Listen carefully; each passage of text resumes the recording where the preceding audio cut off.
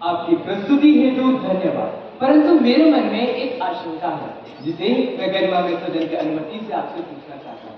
महोदय, आजादी के 77 वर्ष बाद भी आज भारत में आधारभूत संरचनाओं की स्थिति ढाक के 3 पाती सी बनी हुई है।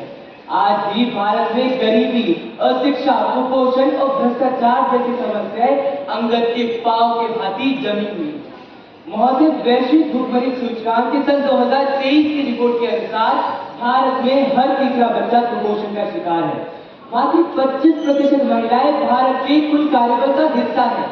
ऐसे में जब देश में हर जगह धर्म और जाति के नाम पर अलगाव और असहिष्णुता की स्थिति विद्यमान हो, धर्म के नाम पर होने वाले दंगे फसादों में हजारों हजार लोगों की जान जाती हो, ऐसे में इन ज्वलंत समस्याओं का समाधान करने से पहले समान नागरिक संहिता जैसे कानूनों को आम जनता के ऊपर थोपना कहाँ तक उचित होगा? कृपया स्पष्ट करें। प्रिय मित्र, आपका प्रश्न बहुत ही अच्छा है। मैं इसका जवाब देना चाहूंगा।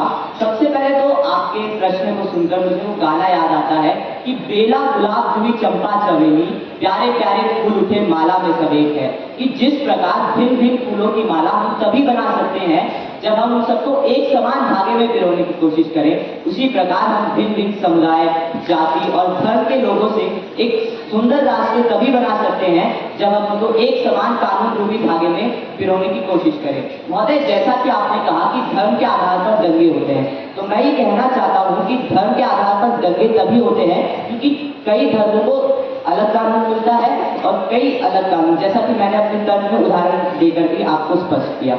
लेकिन अगर समान नागरिक संहिता का क्रियान्वयन अभी तक हो चुका होता तो आधे से ज्यादा दंगे फसाद तो यही समाप्त हो जाते, क्योंकि सबके लिए समान कानून होता तो दंगे की कोई वजह ही नहीं रहती। धन्यवाद। आपके उत्तर हेतु धन्यवाद। मेरा अगला प्रश्न आपसे यह है कि अगर समान नागरिक संहिता इतना ही प्रभावशाली होता तो हमारे संविधान निर्माताओं ने जब अपने संविधान बना रहे थे तब इसको उसमें क्यों नहीं लाया गया? प्रिय मित्र, मैं आपको एक जवाहरलाल नेहरू का एक साक्षात्कार है, उसमें जवाहरलाल नेहरू ने एक हंगेरियन पत्रकार को अपना साक्षात्कार देते हुए कहा था कि हमने हिंदू समाज के लिए परिवर्तन कर दिए हैं, वहां कोई दूसरा विवाह नहीं कर सकता, यह एक गुनाह है।